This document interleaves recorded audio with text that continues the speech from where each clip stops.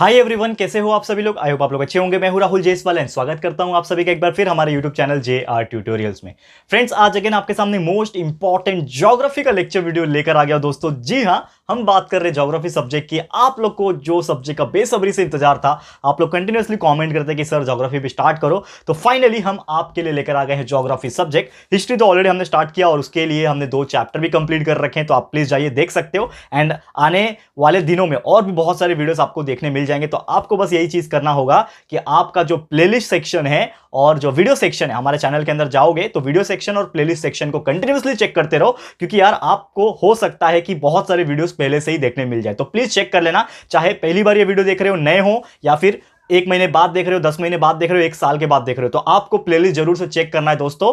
ये वीडियो आपको वहां पे मिल जाएंगे और भी इसी प्रकार के आगे के भी वीडियोस आपको देखने मिल जाएंगे। तो प्लीज चेक करते रहना, ठीक है दोस्तों। और साथ ही में जो आपका साइंस एंड मैथ्स का सिलेबस है उसको भी हमने 100% कंप्लीट कर रखा है। आपके जितने भी चैप्टर्स है उसके वीडियोस बन चुके हैं, लेक्चर बाय लेक्चर हर चीज अपलोडेड है, तो वो भी प्लेलिस्ट में देख लेना, आपको मिल जाएगा। इसके अलावा जो हमारा सेकंड चैनल है जिसका नाम है JR टॉक्स, उसको भी देख लेना, क्योंकि वहां पे आपके लिए करियर गाइडेंस के वीडियो, यानी कि फ्यूचर में आपको क्या बनना चाहिए, IAS, IPS, CA, chartered accountant, MBBS doctor, air force, navy, ये सब में कैसे जाना है, हर चीज के ऊपर डिटेल्ड वीडियो आपको मिल जाएंगे। तो प्लीज जाइए चैनल को विजिट कीजिए, और चैनल को अगर सब्सक्राइब नहीं किया होगा तो कर लेना फटाफट से जाके, ठीक है। और अगर आपने हमें इंस्टा पे फॉलो नहीं किया है तो जरूर से कर लेना, लिंक आपको डिस्क्रिप्शन में मिल जाएगा। तो चलिए शुरुआत करते हैं आज के इस वीडियो की। देखो दोस्तों, सबसे पहले हम लोग बात करें geography. What do mean by geography? Geography एक ऐसा सब्जेक्ट होता है जिसमें हमें एक फिजिकल वर्ल्ड के बारे में पता चलता है, कि यानी कि कौन सा चीज कहां है ये पता चलता है, माउंटेन्स के बारे में पता चलता है, रिवर्स के बारे में पता चलता है, कौन सी चीजें कहां है, किस हिसाब से होते हैं। पॉपुलेशन की अगर बात करें, टाइम के हिसाब से बात करें, तो देखो ये चैप्टर जो है इसमें आपको पढ़ना है local time and standard time, कि किस प्रकार जो है दोस्तों दो टाइम जोन होते हैं। एक लोकल टाइम होता है, यानी हम जहां पे रहते हैं, हम यहां पे इंडिया में रहते हैं, तो हमारा जो टाइम है, ठीक है ना, वो क्या है, हर जगह सेम है। यानी कि आप अगर मुंबई में हो तो भी 9 बज रहे रहेंगे, और आप अगर बंगाल में हो तो भी 9 बज रहे रहेंगे, आप अगर कश्मीर में हो तो भी 9 बज रहे होंगे, और आप अगर कन्याकुमारी यानी जो तमिलनाडु है वहां पे होंगे तो भी 9 बज रहे होंगे। क्यों ऐसा? क्योंकि हमने एक टाइम जोन बनाया हुआ है। अगर प्रैक्टिकली देखेंगे तो सबके टाइम्स अलग अलग होंगे, क्योंकि कहीं पे सन अभी उग रहा है तो ईस्ट में सन पहले उगता है, तो कोलकाता में सुबह पहले होती है, यानी बंगाल में सुबह पहले होती है, और वेस्ट में आते आते उसको 1 घंटा लग जाएगा, ठीक है, तो थोड़ा सा लेट होता है। तो ये चीज रियल में होता है, लेकिन ये कंफ्यूजन ना हो करके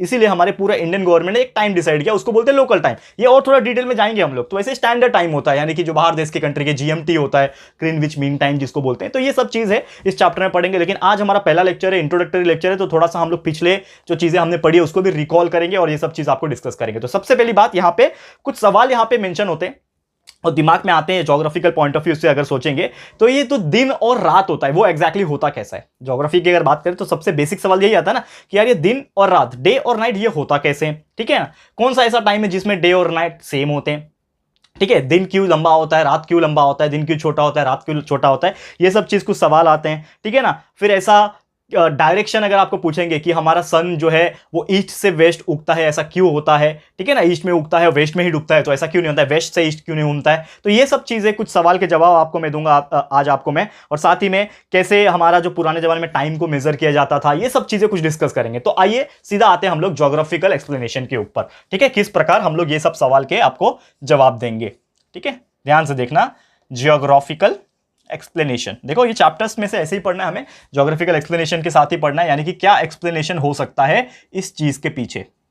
ध्यान से देखना, तो ये आपको समझ में आ जाएगा। और पहला ही लेक्चर है तो ज्यादा बड़ा नहीं लूंगा, लेकिन जो इंपॉर्टेंट चीजें वो आपको मैं बता दूंगा, ठीक है। सबसे पहली बात, अब देखो 2 से 3 चीजें आपको पता होगा, यानी कि अगर आपने इसके पहले के जो स्टैंडर्ड होंगे उसमें थोड़ा भी ध्यान से पढ़ा होगा तो आपको आइडिया होगा कि जो हमारा सन होता है और अर्थ होता है ना, ये दोनों क्या होते हैं, कहीं ना कहीं एक तरीके से प्लैनेटरी सिस्टम फॉर्म करते हैं, जिसमें सन आपका फिक्स है।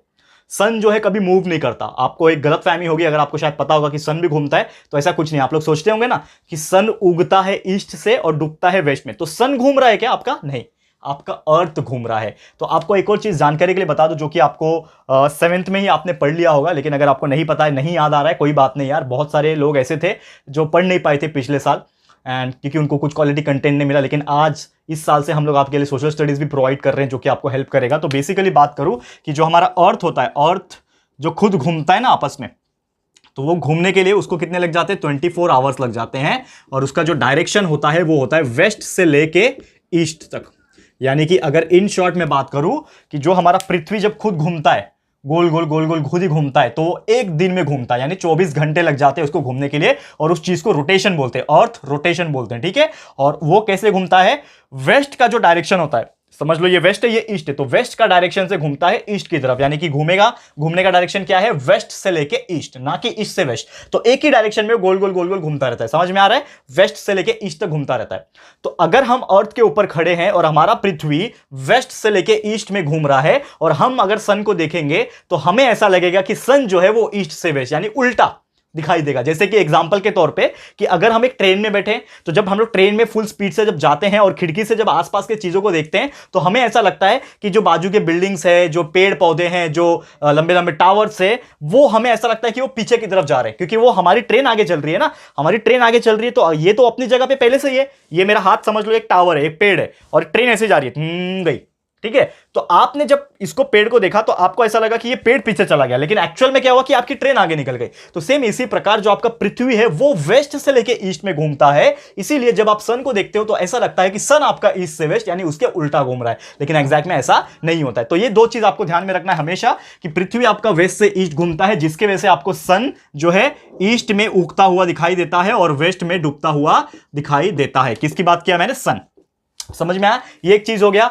फिर टाइम जोन की अगर मैं बात करूं कि हमारा जब पृथ्वी घूमता है तो एक पार्ट में क्या दिखेगा, उसको लाइट दिखेगा, क्योंकि जब वो खुद घूम रहा है तो सन का जो सनलाइट है वो पृथ्वी के ऊपर पड़ रहा होगा, तो सिर्फ एक ही पार्ट पे पड़ेगा, जो जिस तरफ अर्थ का मुंह है, यानी कि समझ लो एक बॉल है यार, एक बॉल की तरफ मैं लाइट मार रहा हूं, तो आगे के पार्ट में ही सन का लाइट पड़ेगा, तो जहां पे सन का लाइट पड़ेगा वो दिन होगा, जहां पे सन का लाइट नहीं पड़ेगा वो रात होगा। ये सब चीज थोड़ा सा हम लोग रिकॉल कर रहे हैं, जो कि आपने 7th में पढ़ा था, ठीक है ना, क्लियर है, याद आ रहा होगा आपको, ठीक है। तो ये सब चीज समझ में आया। फिर अगर मैं बात करूं कि कभी कभी ऐसा होता है कि दिन लंबा होता है, क्यों दिन लंबा होता है, क्योंकि वो जो ड्यूरेशन होता है, जो सन का जो लाइट का ड्यूरेशन होता है घूमने के हिसाब से, वो क्या होता है, ज्यादा होता है, तो ज्यादा देर तक लाइट पड़ेगा, यानी कि वो दिन जो है रोशनी ज्यादा रहेगी, यानी दिन ज्यादा देर तक रहेगा, तो दिन लंबा होगा। और ये कब होता है, खासकर समर के सीजन में, तो समर के सीजन में दिन लंबे होते हैं, ठीक है। फिर जो रात का टाइम होता है वो शॉर्ट हो जाता है, क्योंकि ऑब्वियसली दिन लंबा था, तो जो 24 घंटे का जो कंप्लीट करना है आपको, उस हिसाब से दिन रात क्या हो जाएगी, छोटा हो जाएगा, यानी कि जो अंधेरे का जो पीरियड है वो जल्दी उजाले में कन्वर्ट हो जाएगा, यानी 6 बजते बजते आपका मॉर्निंग में आपका जो सन है वो उग जाएगा। सेम उल्टा उसका विंटर सीजन में देख लो, विंटर सीजन में क्या होता है कि जो लाइट जो सन का पड़ता है अर्थ के ऊपर वो थोड़ा सा कम ड्यूरेशन में पड़ता है, क्योंकि अर्थ जैसा घूम रहा है उसके हिसाब से, एक पर्टिकुलर एंगल के हिसाब से वो फटाफट क्या हो जाता है, उस जगह में क्या हो जाता है, धीरे धीरे वो घूम जाता है, जिसके वजह से आपका जो अंधेरा है वो जल्दी हो जाता है। तो अंधेरा जल्दी हो गया यानी कि रात आपकी लंबी हो रही है। तो ये कुछ फैक्टर है। फिर ऐसे पूरे ईयर में, पूरे साल में ऐसे 2 दिन है। अगर मैं बात करूं 21 मार्च, ये मैंने 7th वाले को भी बताया हुआ है, तो 21 मार्च और एक और है 23 सितंबर, ठीक है, 23 सितंबर और 21 मार्च, ये एक ऐसे 2 दिन है जिसमें आपके डे और नाइट, डे एंड नाइट जो है वो सेम होते हैं। क्या होते हैं, सेम होते हैं, यानी कि एग्जैक्टली जितना दिन लंबा रहेगा उतना ही रात भी लंबा होगा, ये दोनों सेम होते हैं। और ये सिर्फ साल में 2 बार होता है, 21 मार्च के दिन होता है और 23 मार्च के दिन होता है, 23 सितंबर के दिन होता है, माफ करना। और 23 सितंबर को बाय द वे मेरा बर्थडे आता है, ठीक है, तो विश कर देना मुझे, जरूर अच्छा लगेगा, ठीक है। तो ये सब चीज आपको मैं बताने की कोशिश कर रहा था। तो ये सब चीज जो शायद आपने बहुत पहले पढ़ी होगी, बहुत पहले नहीं भी पढ़ी होगी, ठीक है, तो आपको याद आ रहा होगा, क्लियर है। और भी अगर हम बात करें कि एक सिस्टमैटिकली सोचने के हिसाब से बात है कि ऐसे बहुत सारी चीजें जो है हम हमेशा देखते हैं और सोचते हैं कि ऐसा क्यों हो रहा है, ठीक है ना। तो इसी हिसाब से हमारा पृथ्वी जो है वो चलता है। और एक और चीज मैं बता दूं कि जब अर्थ रोटेट करता है तो उसको 24 घंटे लगते हैं, उसी प्रकार अर्थ जो है हमारा सन के आसपास चक्कर भी काटता है। तो जब वो अर्थ हमारा सन के आसपास चक्कर काटता है तो उसको बोलते हैं हम लोग रिवॉल्यूशन। उसको क्या बोलते हैं, रिवॉल्यूशन। और आज सभी को पता होगा कि रिवॉल्यूशन करने में, यानी पृथ्वी को सन के आसपास पूरा एक चक्कर काटने में 1 साल लग जाते हैं, जो कि होता है 365 डेज। क्या लग जाते हैं, 365 डेज। लेकिन आपको एक एक्स्ट्रा जानकारी दे दूं जो कि आपको कोई बताएगा नहीं, यह है दोस्तों कि यह चीज गलत है। 365 दिन नहीं लगते, 365 दिन और साथ में 6 घंटे और लगते हैं पूरा अर्थ को चक्कर काटने में। यानी कि जो 1 साल का जो आपको टाइम बोलते हैं ना 365 दिन, वो एग्जैक्टली कितना है, यानी एक पृथ्वी को, हमारे अर्थ को सन के आसपास पूरा एक चक्कर काटने में 365 दिन और 6 घंटे लगते हैं। समझ में आया। लेकिन ये 6 घंटे हमको क्यों नहीं बताया जाता है, क्योंकि उसके पीछे एक रीजन है। रीजन क्या है मैं बता रहा हूं आपको। तो साइंटिस्ट जो थे, जो ये सब चीज बना रहे थे, कैलेंडर बना रहे थे, ये सब चीज जो कर रहे थे पुराने जमाने में, तो हुआ ये था कि ये 6 घंटा जो है तकलीफ दे रहा था। तो वो लोग ने सोचा कि हम ये 6 घंटे को क्या करेंगे, हटा देंगे। तो समझ लो मैंने ये 6 घंटे को हटा दिया। तो हम लोग सीधा सीधा आज के रेट में बोलते हैं कि एक चक्कर काटने में, पृथ्वी को सन के चक्कर काटने में 365 दिन लगते हैं। तो ये पहले साल हुआ 365 दिन। फिर सेकंड साल में फिर से 365 काटेगा।